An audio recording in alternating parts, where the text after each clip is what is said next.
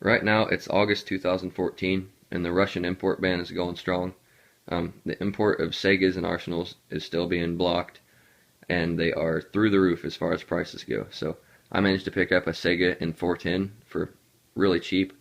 So I'm going to make a video on how to convert it from its unsporterized, no muzzle device, low capacity 4-round magazine, and standard shotgun stock into its pistol grip, high cap, tactical, cool Russian combat shotgun form. I'm going to do everything except move the trigger up toward the magazine well. I just don't feel like it's worth the money to convert it. It's not as smooth a trigger as the Tapco G2, but it is still a pretty nice trigger, so it's not really a big deal to me. So here's the steps I took.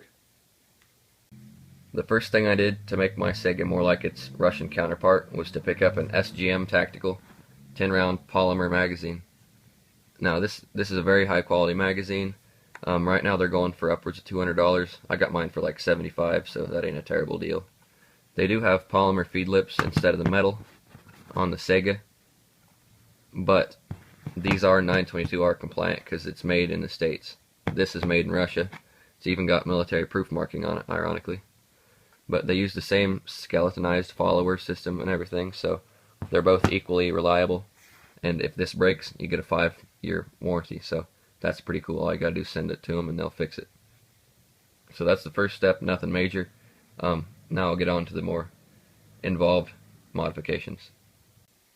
Alright, now the second modification isn't something huge. It's not even something that's on the Russian Saigas.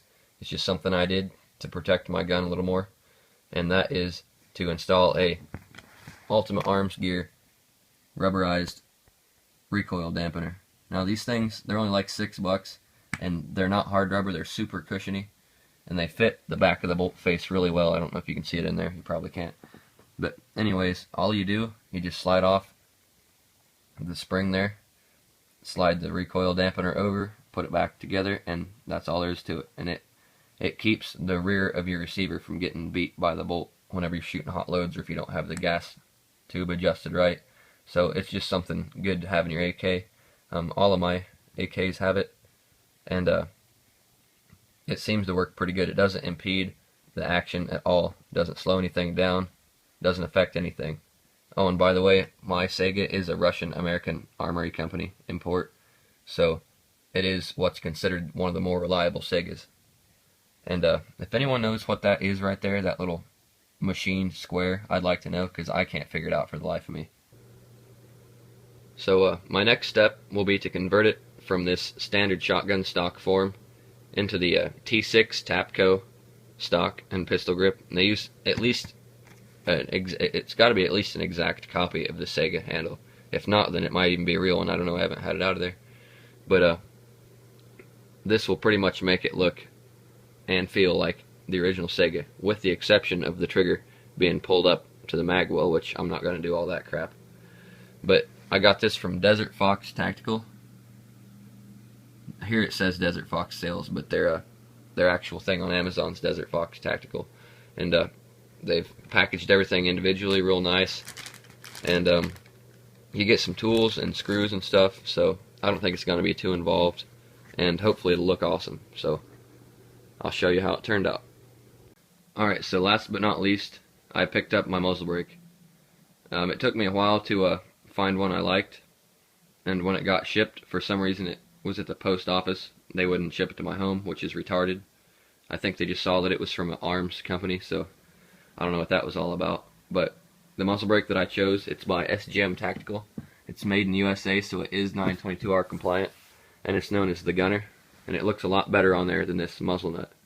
I have shot it some, and it doesn't reduce the muzzle rise, but it does evenly disperse the muzzle gases, and so you don't get quite as much recoil. That, in conjunction with my butt pad that's rubberized and the internal recoil buffer at the back of the receiver, really cuts this thing down to almost no recoil. I mean, you can just lay into this thing and dump all 10 rounds in like a second, and it still doesn't jump around too bad at all. Definitely a lot better than the Wasser. So I'm going to screw that thing off of there and show you guys some of the features of that particular muzzle brake.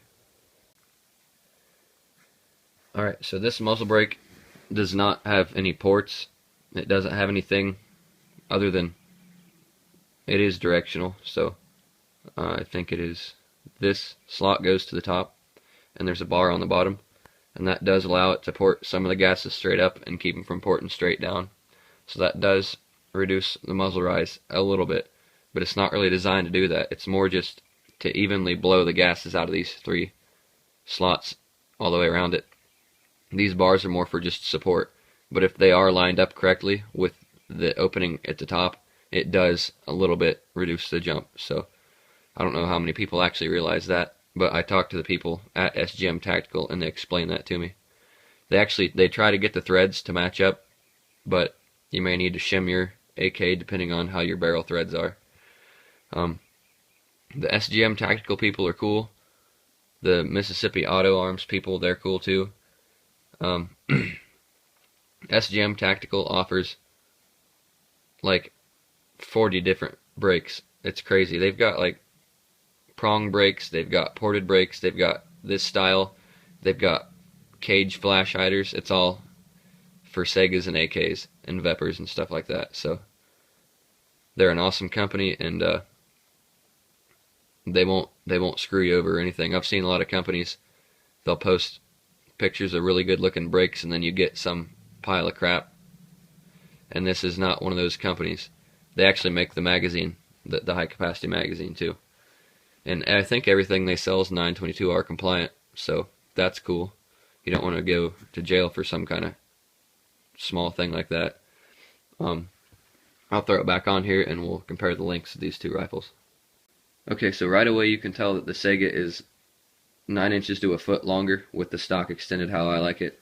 The weight's pretty comparable though because the Saiga uses polymer.